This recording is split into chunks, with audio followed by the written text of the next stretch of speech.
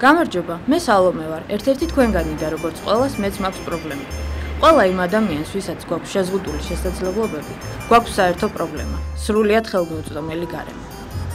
ერთი შეხედვით თითქოს არაფერია, მაგრამ როდესაც გარემო ხელს არ გიწყობს, ყველაფერი რთულდება, სწავლა, დასაქმება თუ გართობა. ეს დაბრკოლებები რთული მოსაგვარებელი არაა, მთავარია იყოს მოთხოვნა, სოლიდარობა და კეთილი ნება.